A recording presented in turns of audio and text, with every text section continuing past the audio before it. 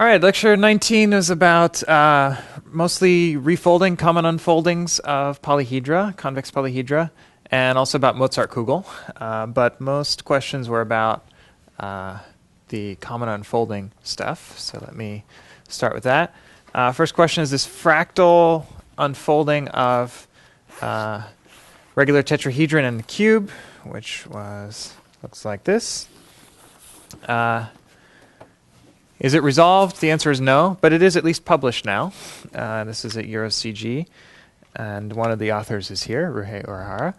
And it's still conjecture, although there is a way to explicitly construct this. This does actually fold into two things. It folds into a cube and a tetramonohedron, a tetrahedron with equal sides. It's not a regular tetrahedron, though. But this is actually an unfolding. And they have another one, which they haven't drawn because it has 10 to the 180 edges or so. But it is within 3 times 10 to the minus 1796 of regular. So that's pretty good evidence that this is going to work out. Let me write that down. So they have a particular iteration procedure. It's not always guaranteed to make a connected unfolding is the troubling part. I think it will converge, but the challenge is to find an infinite sequence of examples like this one that form a connected polygon that would limit to the fractal. They have that instance. They have another instance, which is very, very good. This is the error. But we don't yet know whether there are infinitely many examples that converge all the way to some fractal set. So that is the state of the fractal. Next, we have a question about boxes. When that lecture was given, it was open whether there was a common unfolding of 3 boxes. That problem is now solved. There's 2 papers about this topic. The first one we wrote together. And this is just a fun example, not yet related to the 3-box problem. But you may recall there were some unfoldings of 2 boxes where one was 45 degrees to the other. This was the challenge of making it not 45 degrees, something else. And here it's a 3 by 1 triangle. That is the axis, so you end up with root 10, root of 3 squared plus 1 squared. So that's still 2 boxes, but at least at a funny angle. And this was actually found computationally with an integer linear program, for those who know integer linear programming. Set up a problem of which pixels are in and which pixels are out in this representation, and then could you fit... I mean, we started with these parameters. You have to be very careful about how you choose the numbers to make the surface areas match. So we just chose that by hand and then tried to find whether there was such a thing. You can formulate that as an integer linear program. It's not guaranteed to be solvable especially efficiently, but this one we found a solution. For fun, we also turned it into a puzzle where we just sort of modified the boundaries in corresponding ways. So now finding either folding is actually pretty challenging. Well, one of them is probably easy, but the off-center one is challenging. But this paper also had a first kind of solution to the 3-box problem. So this is one net. It's a grid unfolding even, and it folds into 1 by 1 by 5, 1 by 2 by 3, and 0 by 1 by 11. So this is a flat box, a doubly covered rectangle. It's also not technically a grid unfolding. We're cutting in the middle of a pixel here. But if you just refine by 2 and call this a 0 by 2 by 22, and a 2 by 4 by 6, and a 2 by 2 by 10, then this is a grid unfolding. I don't know if you care whether it's a grid unfolding, but you can make it one if you want. So this is the first solution, and this was actually found by computer search. So we started by, came from a long series of research in the 2-box problem. We started by looking at all common unfoldings of 1 by 1 by 5 and 1 by 2 by 3, and then saw whether any of them folded into the 0 by 1 by 11. For fun, the way that search is done, which is in the same paper, is essentially to try to construct incrementally a common unfolding of those 2 polygons. So they both have surface area 22. And so the idea is you start with a single pixel and you say, oh, single pixel can fit on both surfaces. Then you try all possible ways to add a second pixel and make sure that at all times the thing you have is a partial unfolding of both shapes So that way you get to throw away anything that's guaranteed to be bad that won't fit on either shape. And so as you grow your polygon, you get more and more options. So the max we get to here is about 5 million common partial unfoldings of size 17. And for comparison, the total number of ways to build polyominoes of size 17, so this is only looking at grid unfoldings. So all possible polyominoes of size 17 is 10 times that. So we're getting a lot of savings in time by throwing away things that are not common partial unfoldings. And then conveniently, things start getting smaller. You get to throw away more and more stuff, and you end up with only 2,263 common unfoldings of these two shapes top. And surprisingly, exactly one of them folds into a 0 by 1 by 11 box. So this is unique for these three parameters. And unfortunately, that's kind of the limit of how far we could easily go with the computer search. And we could maybe get a little bit bigger, but it seemed like we were not going to be able to find 3 boxes just by computer search if we wanted a non-flat example. Because the numbers are just going to have to get bigger, and we're not going to be able to do this enumeration procedure. So we need to think instead of computer search. Before we get to that, one other fun result we got from thinking is you can actually, if you allow these flat doubly covered rectangles, there's one polygon, namely a long strip, that will fold into arbitrarily many distinct rectangles. So if you take a long strip, you can do this zigzag pattern. And in this case, it's height 2, and you alternate sort of covered on top, covered on the bottom, covered on top, covered on the bottom. Then you turn around and do the same. And provided your dimensions are properly divisible, this will make a doubly covered rectangle of this size. And you can also do it with, or this is sort of height 1, height 2, height 3, and so on. In general, if you have an L by 1 strip, you can make about L different rectangles, depending on how you choose your angle to be one of some integer thing. So that's cool. If you allow doubly covered things, then you can actually make many, many boxes.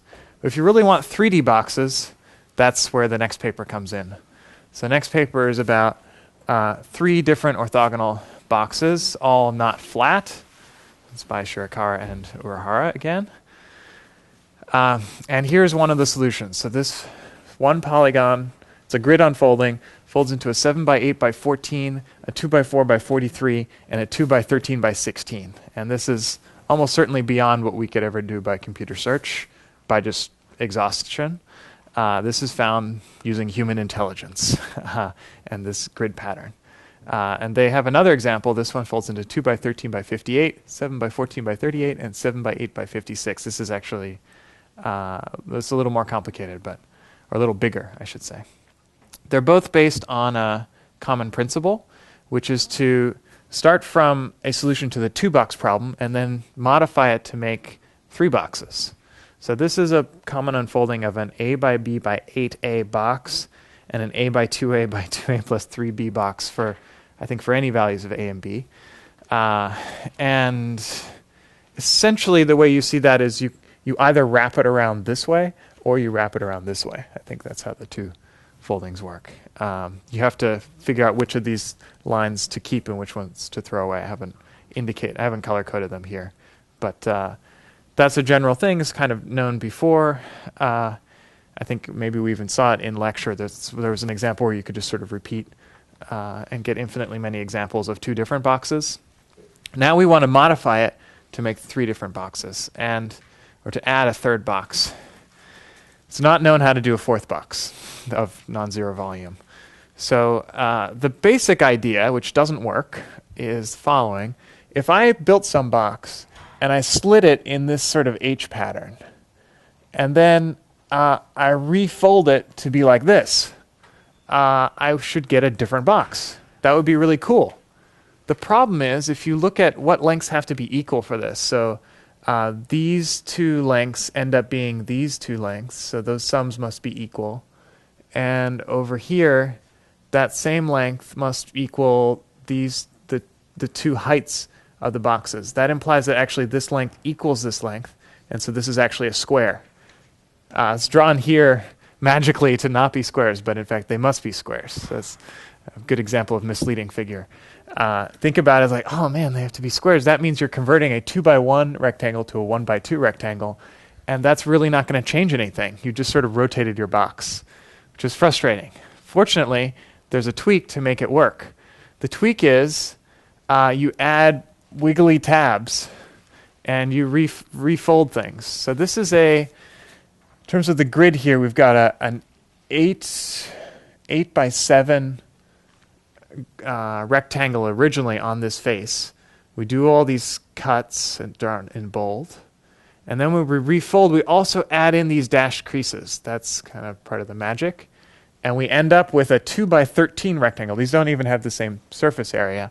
Some of the material got moved into the adjacent sides. But if you stare at it long enough, this is a valid transformation of an existing box.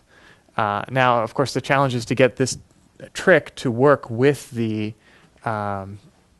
unfolding of two boxes. And it would be really nice if you could make it work for both the boxes, then you'd get 4 boxes total. We don't know how to do that. But with this particular augmentation, so same picture, particular values of A and B chosen here, but these extra tabs and pockets are put in there, then we get a common unfolding of 3 boxes. And you can see from the numbers here, you've got the 2x13 and the 7x8 appearing. And this comes from the other folding. So pretty cool, right? And the same gadget is being used in the first example I showed you, which is the somewhat smaller one.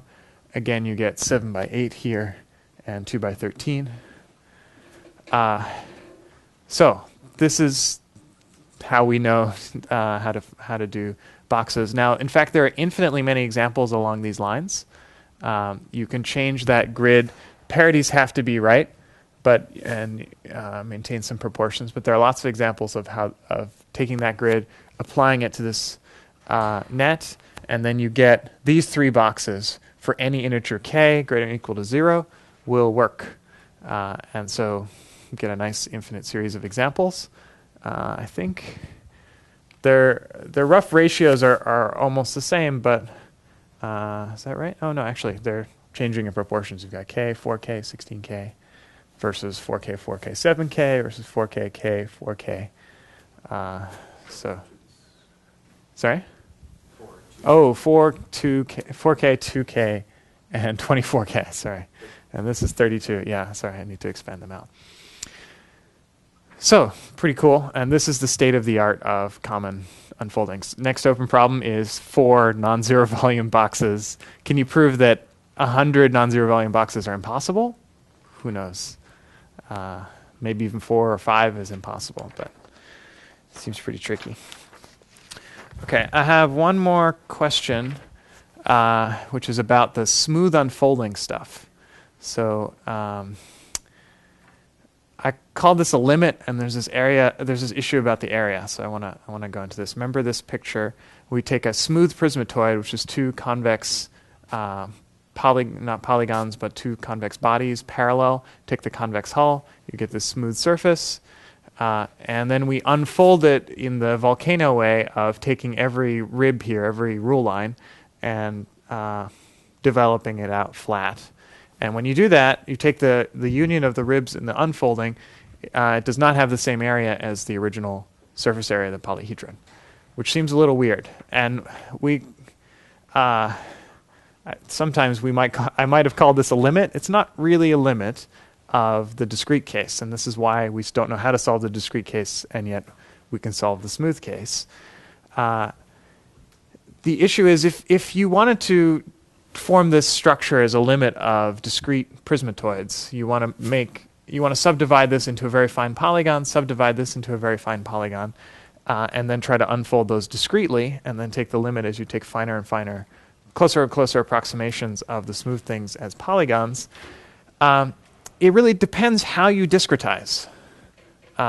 Maybe one way to think about that is if I start here and then I do uniform spacing from this point, or I do it from this point or from this point. Each of those is going to have a different, it's going to capture a somewhat different discrete structure. I think the way to think about that is the gaps will be spread out in different ways. If I always cut here, there will always be a gap incident to that point. Whereas if I always cut here, there will always be a gap incident to this point and not necessarily at this point. So depending on your discrete approximation, you'll get a very different unfolded diagram. You're going to get holes out here because when you do the discrete thing does preserve area. And yet you imagine that as you take the limit, somehow the area jumps at the end. That shouldn't happen for a limit, so this is not a limit. What happens is you have many different limit points depending on your discrete representation. And this green thing is essentially the union of all those limits, all those limit points, which is when you take the union, the area goes up. That's essentially what's going on here. That's my best interpretation. But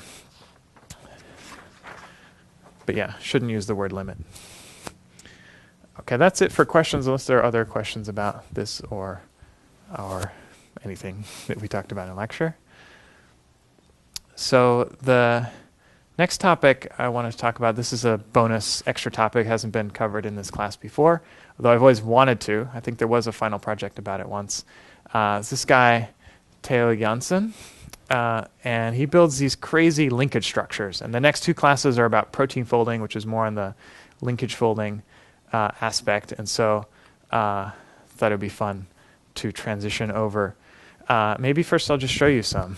These are two kits you can buy of his constructions. This guy I will blow.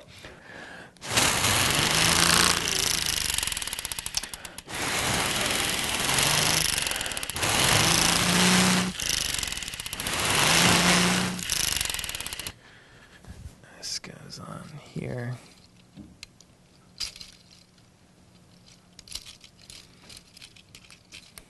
So if I turn this guy, he walks. And it walks pretty elegantly. If I turn this very uniformly, it's pretty cool. You can walk both directions. You can, it's also wind powered, and you blow it. And it works. Here's another example. This is, you see sort of just the legs. It's more clearly a linkage, although this is actually just implementing the same linkage. It's just got some thicker, filled in some rigid triangles here. This is fun because the wind's going in one direction and the guy is going in the opposite direction. Here it's going in the direction of the wind. Here it's going perpendicular to the wind. A little bit slower though. In this, yeah, I'll just manually turn this guy. See it going a little faster. So it's got really cool leg mechanism. Looks almost like an animal. Theo calls these his children, his animals. His goal is for them to be self-sufficient and to live on their own in the beach. How many people have seen his TED Talk? A few people. You should watch it. I'm not going to show it here because some people have seen it. He has this vision that these guys, he makes them all out of PVC. These are just injection molded plastic kits which you can buy. They're super cool. Let me show you the bigger ones. This is living on the beach. At this point, they're not self-sufficient. He has to correct them occasionally. But this guy's just walking in the direction of the wind. I think here the wind slows down a little bit, so lose momentum, and then picks up. He does this in the Netherlands. He's got this crazy beach. Here's a much bigger one. It's got a lot more wind collectors at the top.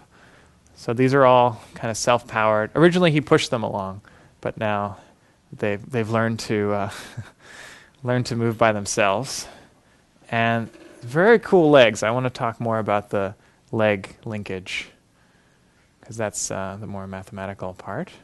So this is his original drawing of the leg. It's a pretty simple idea. I mean, it's a pretty simple linkage. You've got a quadrilateral here, 4-bar linkage, C, K, J, B. And you've got a rigid triangle attached here, and then another quadrilateral here, and then a rigid triangle at the bottom. So it's really just two quadrilaterals connected by two rigid triangles. And so it's a 1 degree of freedom mechanism. As you flex this quad, this one has to adapt because that quad controls all three of these points because of the rigid triangles, and so the fourth point is determined.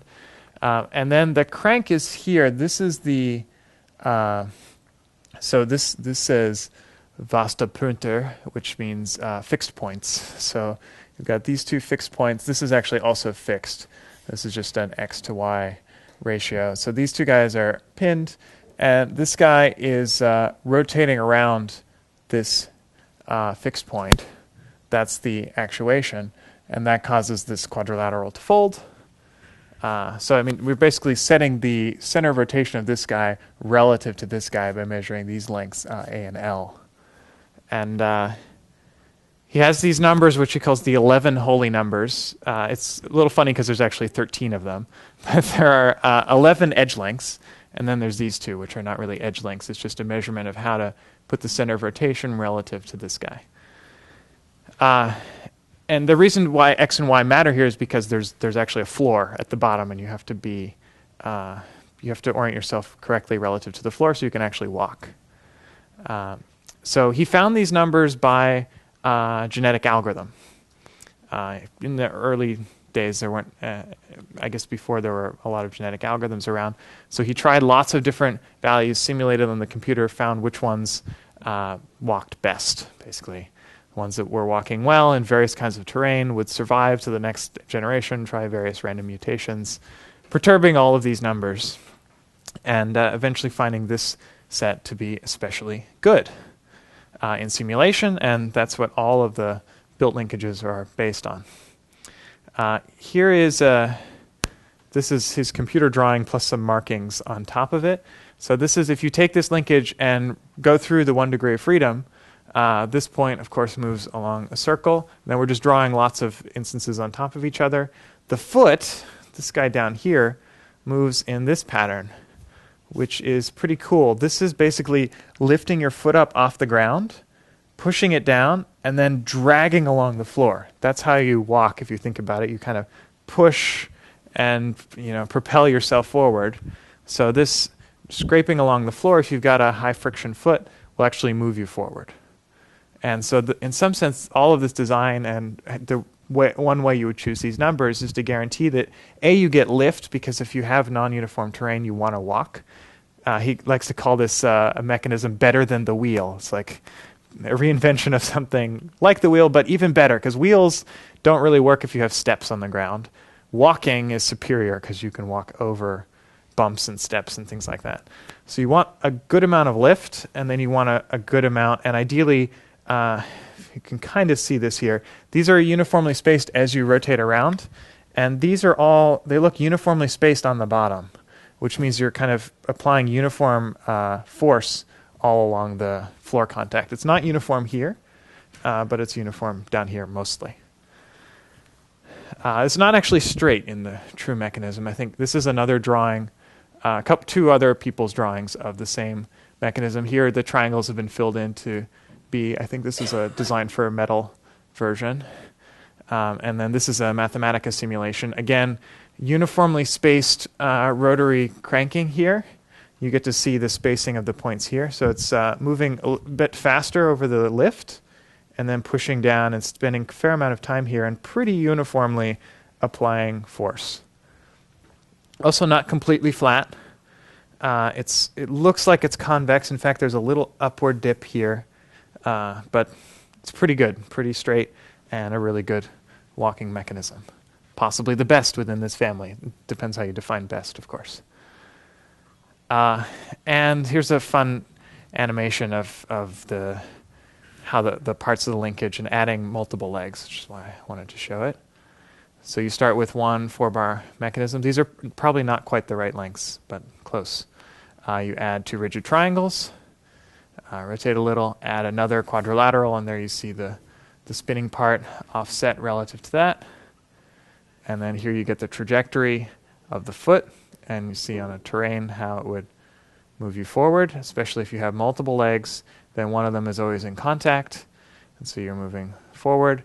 And then if you want to be even cooler, you go to 3 dimensions, use even more legs, and you have a little crank in the center that offsets the timing of the feet, so they're all sporadically moving, and that's essentially what's going on in this structure, where they're nicely, evenly distributed.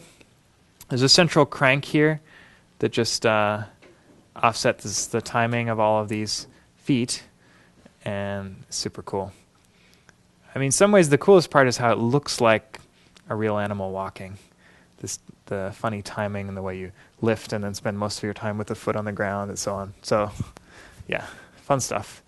Let's see. Of course, other people have tried to improve it in various ways. There's a couple of papers that proposing alternate walking linkage mechanisms. This is the Theo Jansen version. This is another version by Gasai. And it's actually a simpler linkage. It's a 4-bar linkage over here, 2 rigid triangles, and another 4-bar linkage. I guess roughly the same number of parts, but I think 1 fewer edge, if I counted correctly, just because of the way they're combined. And some fun things is you get, this is the foot pattern down here. It still has a nice straight part. It looks pretty uniform. Speeds up for the lift. It does not lift as high. This one has a 30% higher step, which is considered better. You can move over rougher terrain. This one has Jansen's has other advantages, like if you have 2 of them in the same plane, they will not collide with each other. 2 legs reflected around each other. This one, they would collide. You have to move them into separate planes. But some fun things here is you get that this foot pattern is symmetric down the y-axis, and you get much less variation in the height, sort of more uniform, and a little less velocity variation on the stride part, the walking. And then the other thing, which I think was the main purpose of the design, was that the center of mass of the whole structure doesn't move very much.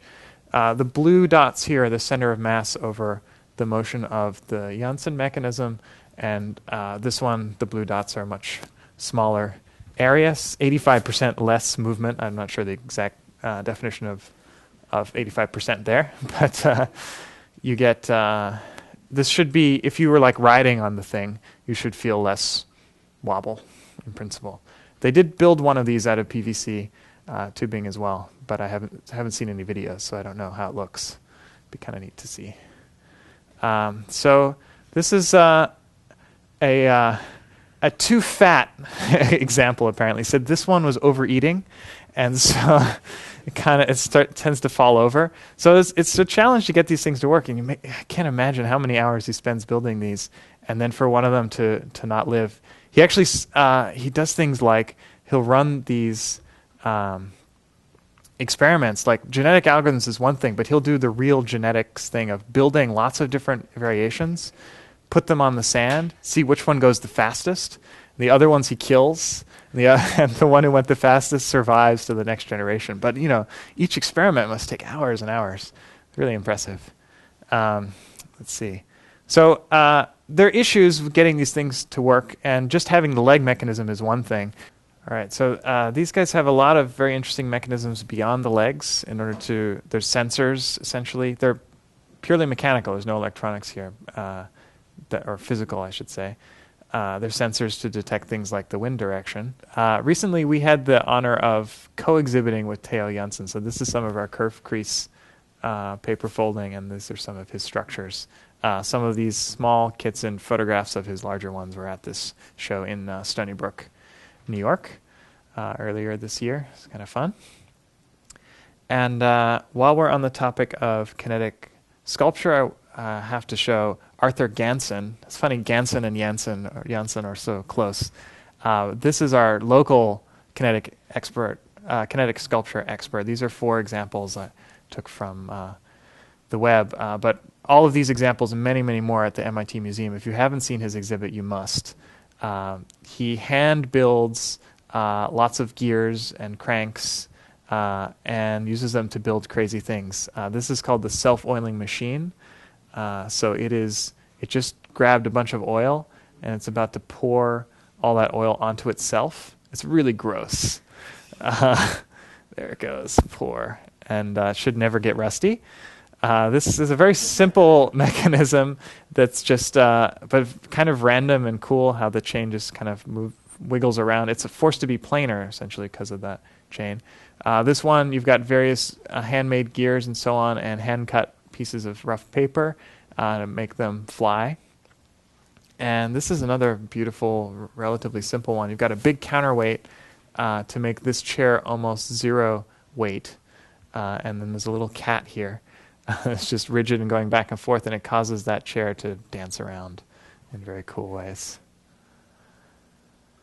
So it's pretty amazing. He lives locally and has made a huge array of sculptures. One which I don't have a video of, which is a lot of fun, is just there's a big crank and then a series of like 20-to-1 gear reductions, and at the other end the turning element is in a solid block of concrete. And there's some computation like it'll take 100,000 years before it turns the concrete around, which it can't do. But you see that initially the gears are like going pretty fast, and then slower and slower, and then you just can't see them for like 5 iterations, and then it's wedged into concrete. So a fun practical example. Practical. Anyway, lots of very cool Kinetic sculpture, and all somehow based around linkages, although not necessarily strictly following our definition. And next week we'll be talking about protein folding.